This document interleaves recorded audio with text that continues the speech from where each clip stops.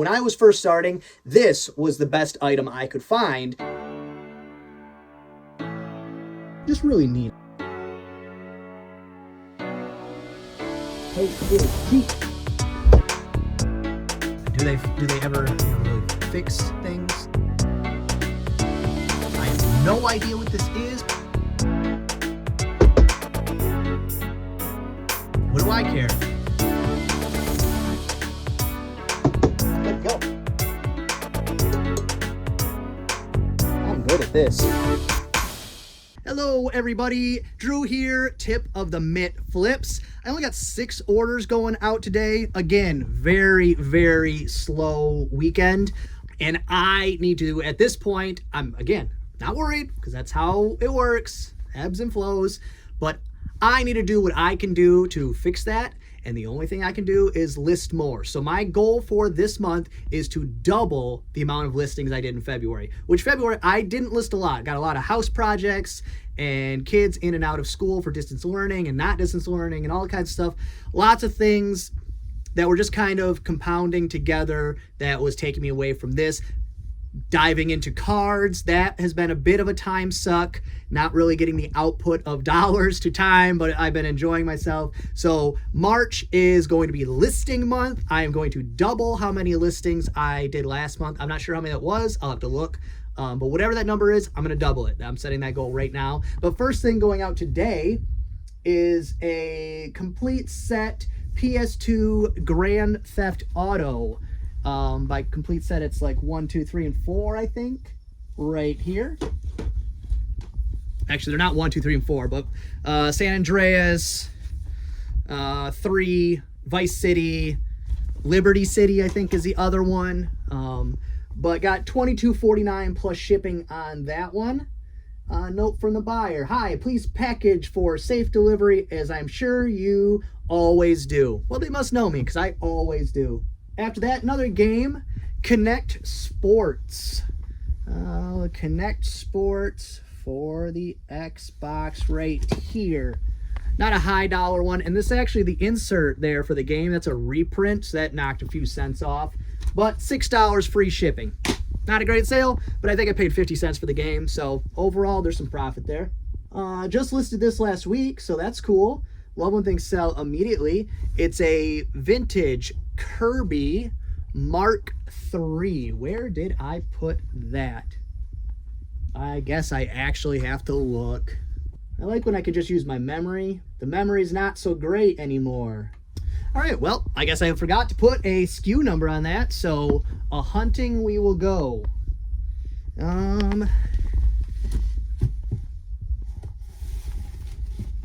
Oh, that was easier than I expected.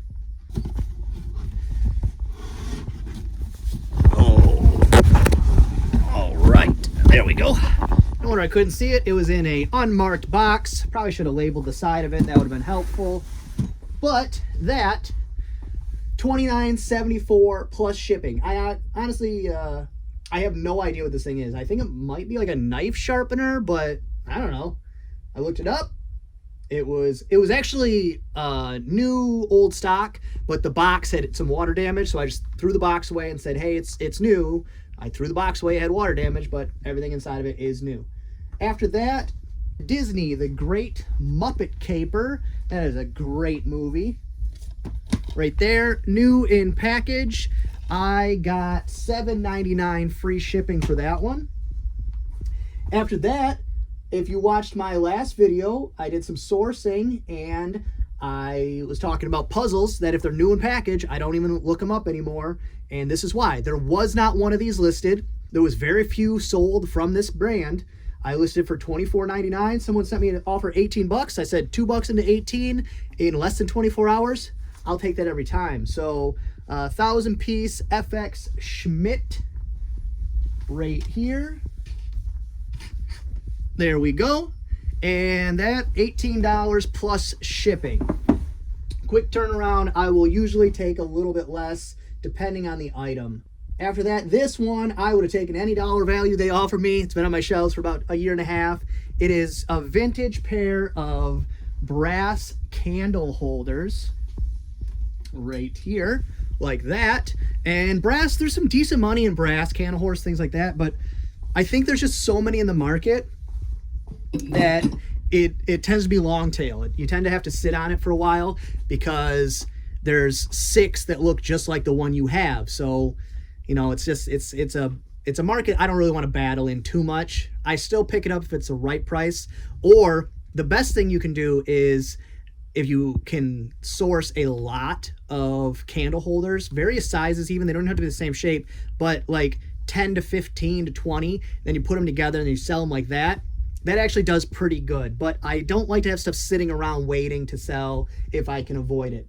That's all the sales for today. Not a ton of sales, some easy packers, but it's already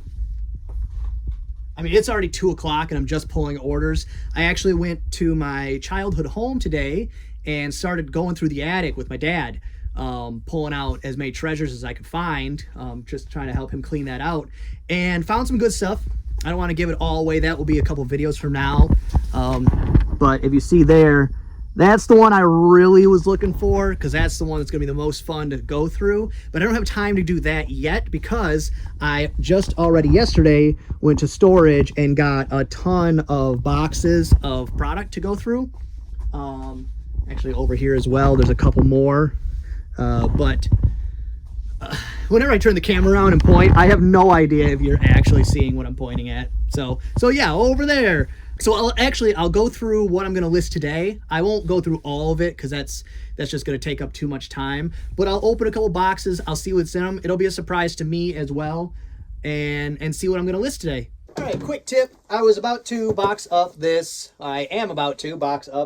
puzzle. And when you're boxing things like games, board games, puzzles, anything that is skinny and longer, the boxes they provide from USPS are not going to always exactly fit. So what you do is, in that case, do what they call Frankenboxing. I did not come up with that term, but it seems to be appropriate. You take different parts, you put them together, you make one thing, Frankenboxing. As you can see, it almost fits. I could just shove a piece of cardboard in there and tape over or something, but that doesn't look very good. So what you do is you take the identical box, you chop what you need off the top. Sometimes you end up needing the whole box and it slides over, but I know I'm only going to need a little bit on this one because it fits in the box, it just can't close. So what you do is you take your section, open the sides, and you're going to need to flex those in just a little bit when you're doing it, and you'll see as I work my way down. And then you slide it over one side. Come on, I'm on camera here, box, work with me. All right. And then we get the other side in there, like so. Get it started. All right, and then once it's in there, started, you want to tap the sides down on the corners so that it doesn't rip the part you're adding, because it will split the box right in half. Which you can still use it. You'll just add some tape. It's just, if you can avoid it, why not avoid it? You see, just by doing that, it slides on much, much easier. You give it a few taps. Tap, tap, tap-a-roo, like that. And I don't want to go too far because I still need it to close. All right, so fold those over, fold that one over, and seal it up. Now, the glue on these does not hold very well, so always, always, always take them afterwards. And then also, something you have to keep in mind is that you see this beautiful box I just created, because I just needed a little bit more, you know, nothing crazy, just need a little extra. But you'll see there's a gap here, and then these are still 2 separate sections. I could pull this apart if I wanted to. So what I'll end up doing is I'll wrap a piece of tape all the way around this way, then all the way around the outside. Then I will wrap a couple runs around here to seal up this hole.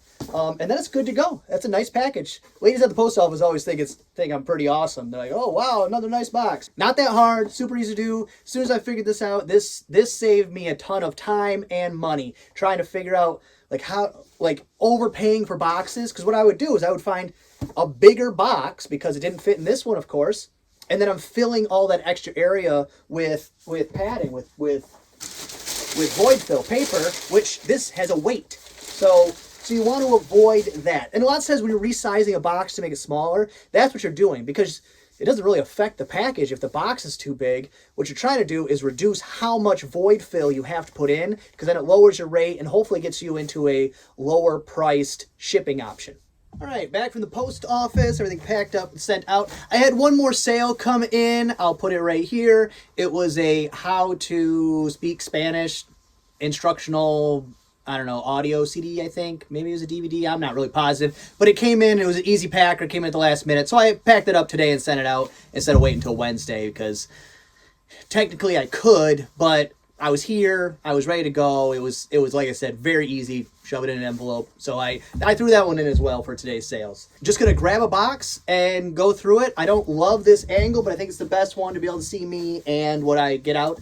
So let's see what I got. Again, for anybody who hasn't watched the last few videos and doesn't know, this stuff that I have here, it's been in my storage unit. I've been picking through it a little bit, but my dad, since forever, has been a reseller, but he was always twice a year, he'd have a giant garage sale, and he's just sick of it. He's sick of moving stuff. So this year, actually last year when he did his garage sale, I went through and I said, you know, he just didn't want to pack stuff and move it anymore. Sick of going from sale to sale.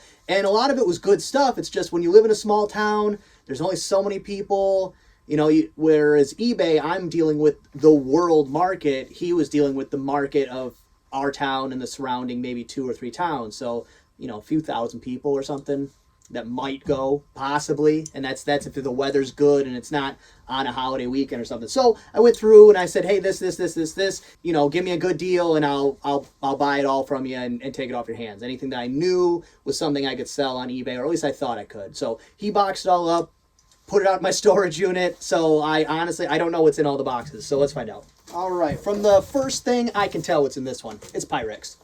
It's Pyrex lid. Spice of Life Pyrex, not a great pattern, but it'll still sell. Lid, that's the bonus, is most of these I think will have the lids.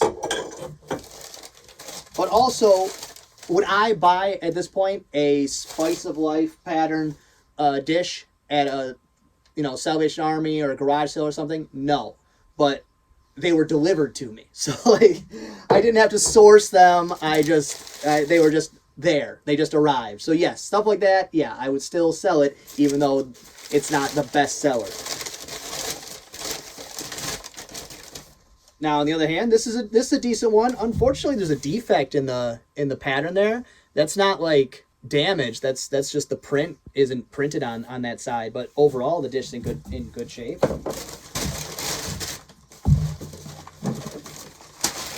That's where the paper's going for now. It's in my way.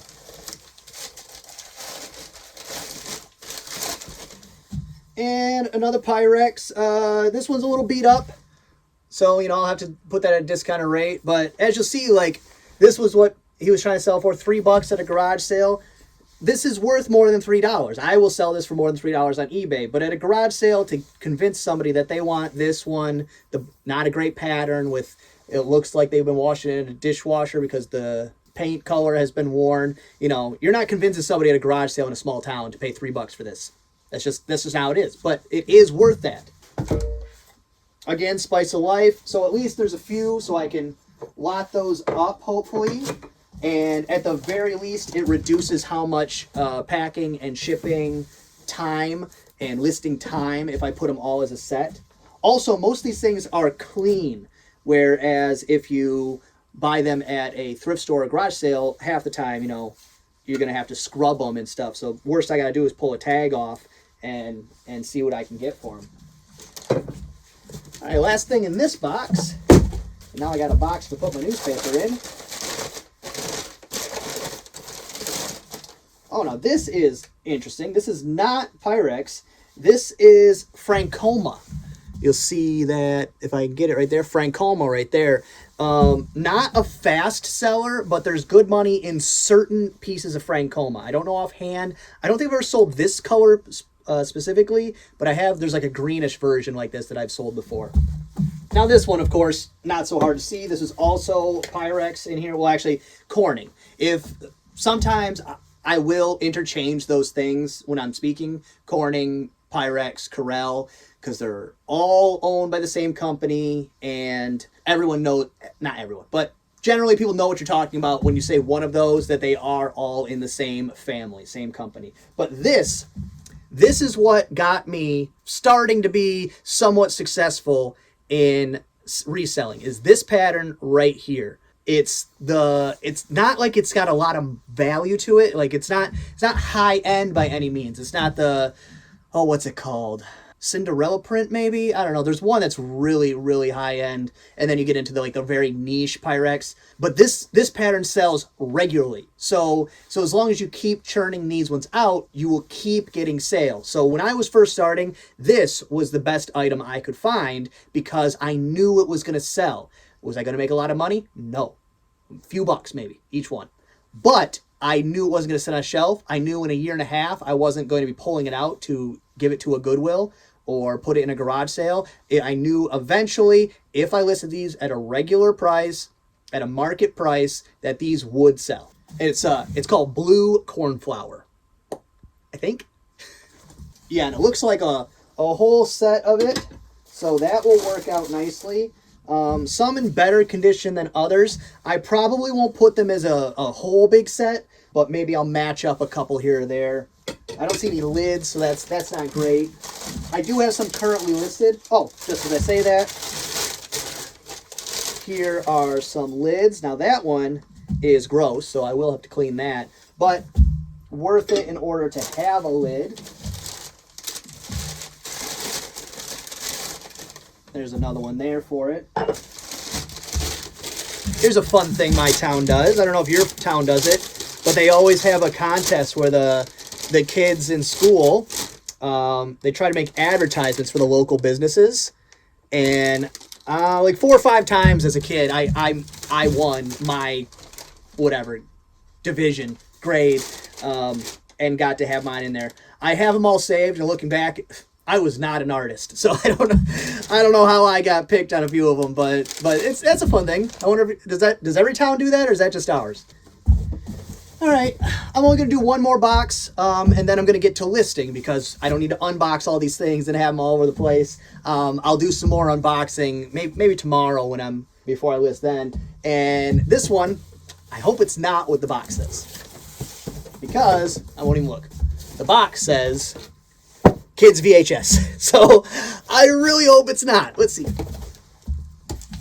It's Kids VHS. So, yeah, VHS. It's just not. It's not. The value's not there. It's not a thing. Everybody, I had a box of them before. I put them on Marketplace for less than $1 a piece, and they were all clamshell like Disney movies, with the case. And I was just trying to get rid of them.